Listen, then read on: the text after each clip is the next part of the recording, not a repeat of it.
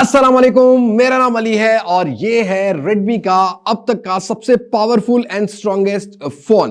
तो आज की इस वीडियो में मैं आपको अपना एक्सपीरियंस शेयर करता हूं और ये जो पर्पल कलर है इसकी एक छोटी सी अनबॉक्सिंग भी प्रोवाइड करूंगा बिकॉज पहले मैंने व्हाइट अनबॉक्स किया था।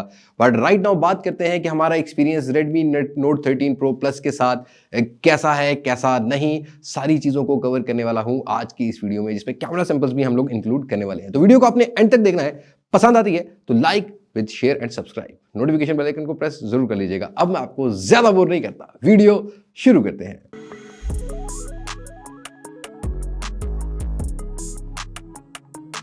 दोस्तों, इससे पहले कि हम लोग वीडियो को आगे लेके चलें, प्राइस की बात करते हैं तो पाकिस्तान की मार्केट में ये complete build unit imported phone आ रहा है, यहाँ पर असेंबल नहीं हुआ। दैट्स वाई कि इसकी प्राइस जो है ना वो हमें 140K की देखने को मिली। आई वाज एक्सपेक्टिंग थोड़ी कम होगी, बट रिटेल प्राइस 1,39,999 है। मार्केट में डिस्काउंट वगैरह भी चलता रहता है। तो ओरा पर्पल जो है ना, इसकी हम लोग करते हैं अनबॉक्सिंग।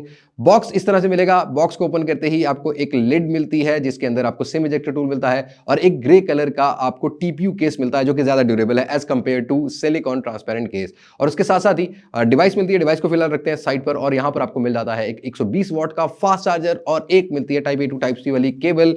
तो ये है इसका ओरा पर्पल कलर। अब वीगन लेदर एडिशन का मुझे वेट था, बट राइट नाउ तो फिलहाल लॉन्च नहीं किया गया। ओरा पर्पल में ये कलर है और एक व्हाइट कलर आता है और एक आपको ये मूनलाइट व्हाइट है और एक आपको ब्लैक कलर देखने को मिलता है। 3 पाकिस्तान की मार्केट में जो है वो कलर्स लॉन्च किए गए हैं। कुछ डिजाइन की बात करते हैं तो ओरा पर्पल में आपको ट्रिपल कलर्स मिलते हैं ऊपर वाले जो फ्रेम में, और यहां पर आपको ग्रीन, लाइट ग्रे और एक सिल्वर का टच देखने को मिलेगा। रियर पर बड़े से कैमरा सेटअप्स आपको देखने को मिलते हैं जो कि सर्कल शेप में आते हैं और इनके ऊपर भी ग्लास है और ये 3 स्टेप्स में बने हुए हैं। मतलब एक बैक केस है, उसके ऊपर एक स्टेप है और उसके ऊपर आपको ब्लैक कलर की एक आई बॉल देखने को मिल जाती है जो कि टेबल पे रखते हुए आपको फील होगी। ओवरऑल जो इन हैंड फील है वो काफी ज्यादा स्मूथ निकल कर आती है और नीचे अलग से एक टेक्सचर दिया गया है। व्हाइट में आपको टोटली ऊपर वाली साइड में व्हाइट ग्लॉसी मिलता है। रेडमी की ब्रांडिंग 200 मेगापिक्सल की ब्रांडिंग मिलती है। रियर पर व्हाइट जो है ना स्मजेस कैच करता है, बट ये ओरा पर्पल स्मजेस कैच करता हुआ नहीं मिला। थोड़ा फ्रॉस्टेड लुक में तो व्हाइट जो है ग्लॉसी लुक में आता है।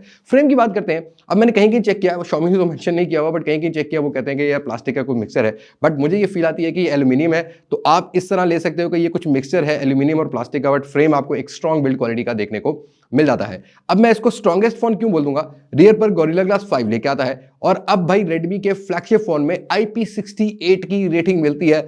मतलब आपको इन डेप्थ 30 मिनट वाटर का इसके अंदर जो है ना वो रेजिस्टेंस देखने को मिल जाती है, वाटर प्रूफिंग देखने को मिल जाती है। अंडर वाटर पिक्चर्स कैप्चर करनी हो तो यस, आप इस फोन से ये फीचर भी जो है ना इंजॉय कर सकते हो। तो ये चीज मेरे लिए काफी ज्यादा मायने रखती है। और IP68 की अगर रेटिंग की बात करते हैं तो मोस्टली फ्लैगशिप फोन जो कि 2.5-3 लाख रुपए में आते हैं उनमें हमें देखने को मिल जाती है। और एक और चीज को स्ट्रॉन्ग बनाती है वो है इस फोन का फ्रंट साइड। ये gorilla glass 7 gorilla glass Victus के साथ आता है।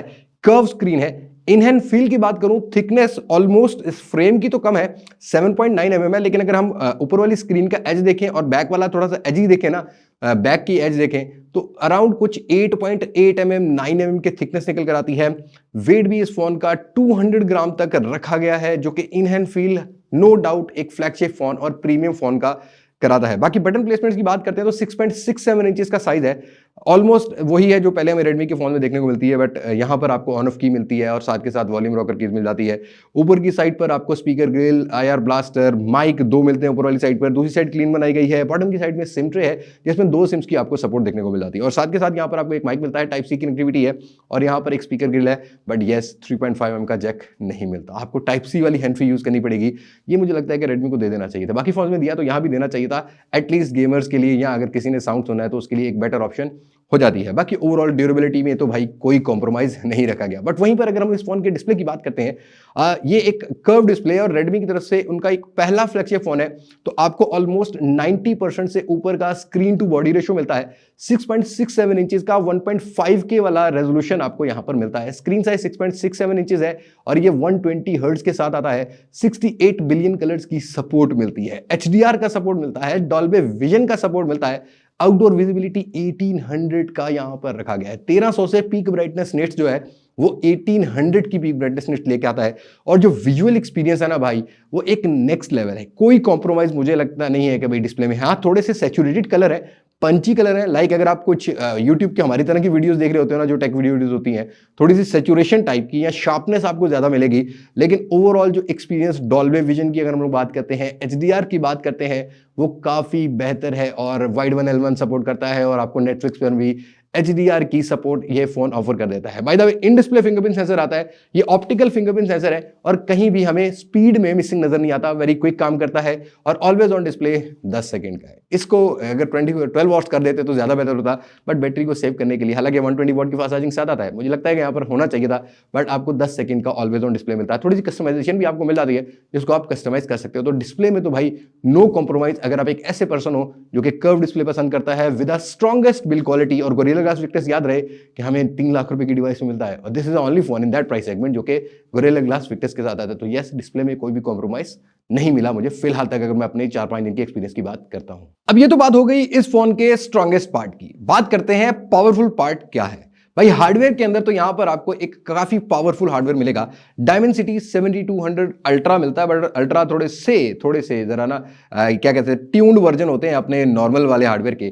4nm टेक्नोलॉजी 2.8 गीगाहर्ट्ज की क्लॉक स्पीड लेके आता है, लेकिन इतना नहीं दोस्तों, LPDDR5X 12 GB का रैम लेके आता है, UFS 3.1 का स्टोरेज टाइप आपको मिलता है। तो यहां पर रीड और राइट की स्पीड भी अच्छी मिलेगी और 512 GB का वेरिएंट है। ये बात आपने माइंड में रखनी है कि 512 GB वाले वेरिएंट हमें पाकिस्तान में अनफॉर्चुनेट बहुत कम डिवाइसेस ऑफर कर रही होती हैं। तो ये एक चीज जो है ना, 512 GB यूजर्स के लिए डाटा ज्यादा रखने के लिए कोई कॉम्प्रोमाइज स्टोरेज के हिसाब से नहीं मिलेगा। आउट ऑफ द बॉक्स वैसे एंड्रॉइड जो है ना वो 13 है, MIUI 14.1 के साथ आता है, लेकिन एक चीज आपने माइंड में रखनी है कि Xiaomi ने मेंशन किया है कि हम 3 साल की एंड्रॉइड अपडेट्स और 4 साल की सिक्योरिटी अपडेट प्रोवाइड करेंगे। वैसे अब 14 पे जाएगा तो मेरे ख्याल में इनको यही मेंशन करना चाहिए कि 2 साल की हम लोग जो है ना वो एंड्रॉइड अपडेट और जो 3 साल की सिक्योरिटी अपडेट जो है ना वो ऑफर करेंगे। बट यहाँ पर Xiaomi ने मेंशन किया तो एंड्रॉइड 14 और जो हाइपर OS की अपडेट है वो ये फोन बहुत जल्दी रिसीव करने वाला है, प्रॉब्ली कुछ ही दिनों में रिसीव कर ले, उसके बाद भी इसके ऊपर हम लोग वीडियो जरूर बनाएंगे। बट ओवरऑल जो हमने इनिशियल इंप्रेशन में चीजें देखी हैं, out of the box bloatwares काफी हैं जिनको कंट्रोल करने की जरूरत है, बट अगर आप वो ब्लॉटवेयर्स नहीं यूज करते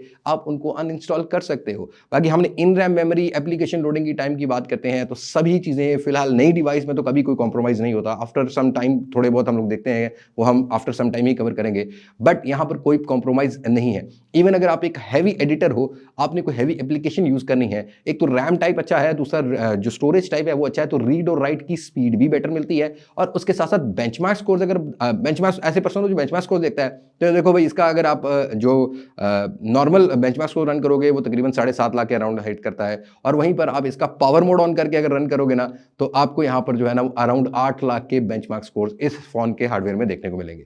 बट भाई अगर हम लोग गेमिंग की बात करते हैं तो आप एक्सट्रीम HDR पर 60 FPS इजीली गेम को खेल सकते हो, और ये फोन थ्रॉटल नहीं करता क्योंकि यहाँ पर वेपर चैम्बर कूलिंग टेक्नोलॉजी का इंप्लीमेंट किया गया है। फिलहाल जो टेम्परेचर हमारे पास चल रहा है 15 से 20 डिग्री सेल्सियस का, उसमें हमें ओवर हीट होते हुए नहीं मिला।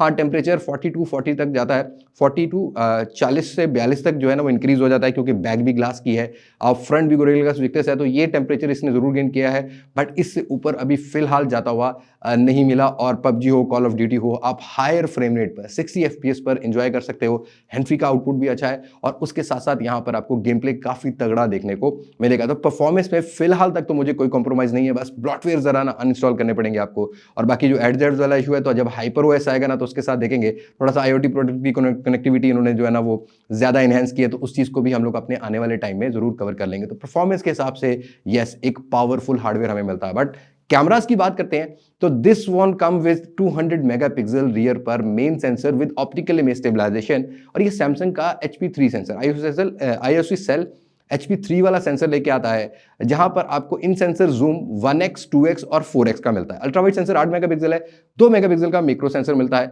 अनफॉर्चुनेट आई वाज एक्सपेक्टिंग कि यहां पर कोई डेडिकेटेड टेलीफोटो लेंस या पेरिस्कोपिक लेंस लगाया जाए, बट वो नहीं मिलता हमें। और रियर मैक्सिमम 4K 30 FPS और 24 FPS की वीडियोस को रिकॉर्ड करता है। फ्रंट 16 मेगापिक्सल है जो कि 1080p 30 FPS और 1080p 60 FPS प्रोवाइड करता है। अब ये फ्रंट वाली वीडियो आप देख रहे होंगे, 1080p 30 FPS में काफी स्टेबल वीडियो रिकॉर्ड करता है, बट 60 FPS में थोड़ा बहुत मुझे फ्रेम्स शेकी मिला है, स्टेबलाइजेशन नहीं है। ऑल्दो जो ऑब्जेक्ट है वो इनफोकस रहता है, और ज्यादातर लोग जो हायर मेगापिक्सल एक्सपेक्ट कर रहे होते हैं ना, तो वो रेडमी ने स्टैंडर्ड रखा हुआ है फ्रंट साइड का 16 मेगापिक्सल, तो मुझे लगता है कि अब हायर मेगापिक्सल की तरफ भी आना चाहिए था, एटलीस्ट 32 मेगापिक्सल सेंसर तक आना चाहिए था। बट ओवरऑल 16 मेगापिक्सल की अगर मैं बात करता हूं तो यस, वीडियोस के हिसाब से डिटेल अच्छी देखने को मिलती है, इंडोर हो आउटडोर हो। उसके साथ साथ ही फ्रंट पोर्ट्रेट में आपको ज्यादा एज डिटेक्शन अच्छा देखने को मिलेगा, थोड़ा सा हायर एक्सपोजर की तरफ रहता है, जो कलर साइंस है वो हायर एक्सपोजर की तरफ है। बाद में आप इसी फोन से एडिट करके थोड़ा सा एक्सपोजर को कम कर सकते हो या फोटो कैप्चर करने से पहले भी कम कर सकते हो। और उस तरीके से फ्रंट कैमरा में HDR का सपोर्ट भी मिलता है, विच इज वर्किंग गुड। मतलब HDR प्रॉपर काम करता हुआ नजर आता है। नॉन HDR फोटो और HDR की फोटो में काफी ज्यादा डिफरेंस मुझे जो है वो देखने को मिला है। स्किन टोन एक नेचुरल प्रोफाइल पे रखता है, अगर आपने उसको ज्यादा थोड़ी सी ब्यूटिफिकेशन डालनी है तो इसके अंदर आपको फिल्टर वगैरह भी मिल जाते हैं जिसको आप ऐड कर सकते हो। बट अगर रियर कैमरा की बात करते हैं, यस भाई, optical image stabilization 1080p 60 fps पे भी काम करती नजर आती है। इस तरीके से 1080p 30 fps भी और फ्रेम ड्रॉप नहीं करता, एक्सपोजर में स्ट्रगल नहीं करता। ये तो एक अच्छा एक्सपीरियंस इस फोन के साथ हुआ है। हाँ, अगर 4K 30 fps है या 4K 24 fps की बात करोगे तो लाइटर ब्राइटर साइड और सैचुरेशन साइड पर रखता है। और 4K में हमेशा हमने जितने भी फोन एक्सपीरियंस किए हैं इस प्राइस सेगमेंट के, उनका थोड़ा सा एक्सपोजर ब्राइटर साइड पर रहता है। बट डिटेल ये फोन बहुत अच्छे तरीके से मेंटेन करता है, जहां पर फोकस की डिटेल भी आपको बेटर देखने को मिलेगी। ओवरऑल रियर कैमरा की 200 मेगापिक्सल की फोटो की बात करते हैं तो मैंने Redmi Note 13 Pro के टाइम में भी कहा था कि मैं एक्सपेक्ट नहीं कर रहा था कि पोस्ट प्रोसेसिंग इतनी अच्छी होगी और 200 मेगापिक्सल में इतनी ज्यादा डिटेल होगी। 200 मेगापिक्सल में आपको 1x और 2x का भी डिटेल मिलता है और यहां आप क्लियरली देख सकते हो डिटेल काफी अच्छे तरीके से ये वाला हार्डवेयर, इसकी जो ISPs हैं, जो NPU टेक्नोलॉजी है, वो अच्छे तरीके से मेंटेन रख लेता है। जी हाँ दोस्तों, पोर्ट्रेट्स के अंदर भी आपको एज डिटेक्शन काफी बेटर मिलेगा।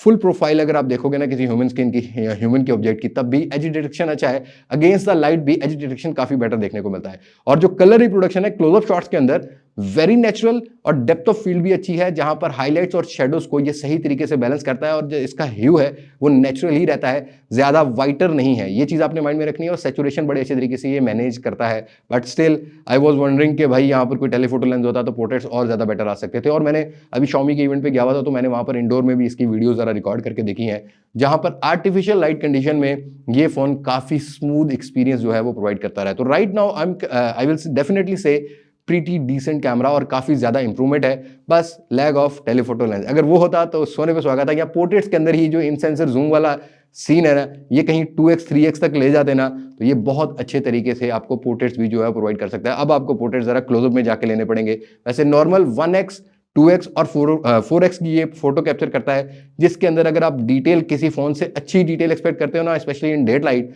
वो ये फोन बड़े अच्छे तरीके से मेंटेन करता है। काफी सारी फोटोज हम लोगों ने काफी सारे एनवायरमेंट्स में कैप्चर करके देखी हैं।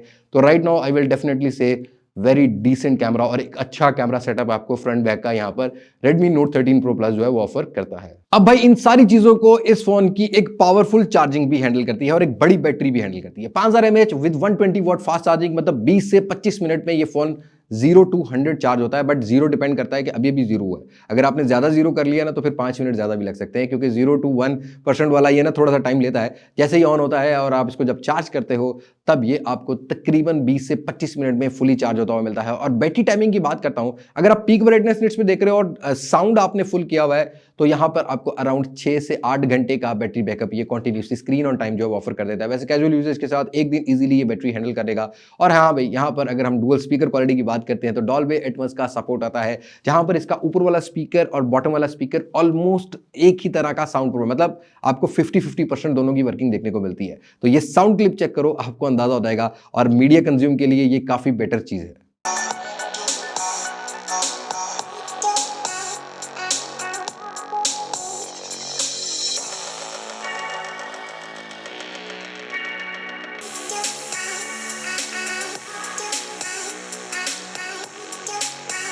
अब यहाँ कुछ और चीजों की बात करते हैं तो हैप्टिक्स के लिए ZXS मोटर मिलती है और इसको आप हैप्टिक्स को सेट भी कर सकते हो। बट पूरा का पूरा फ्लैगशिप लेवल का हैप्टिक फीडबैक भी आपको इस फोन में मिलेगा। और Xiaomi हमेशा से अपने जो फ्लैगशिप फोन लाता है कोशिश ये करता है कि वहां पर पूरा का पूरा फ्लैगशिप एक्सपीरियंस हो, तो वो मेरा अभी इस फोन के साथ वैसा ही है। 4G प्लस कैरियर एग्रीगेशन की भी सपोर्ट मिलती है और 5G के इन फ्यूचर अगर 5G पाकिस्तान में आता है तो आपको 12 बैंड्स मिल जाते हैं। Wi-Fi 6 की सपोर्ट लेके आता है। Bluetooth 5.3 का वर्जन आपको मिल जाता है।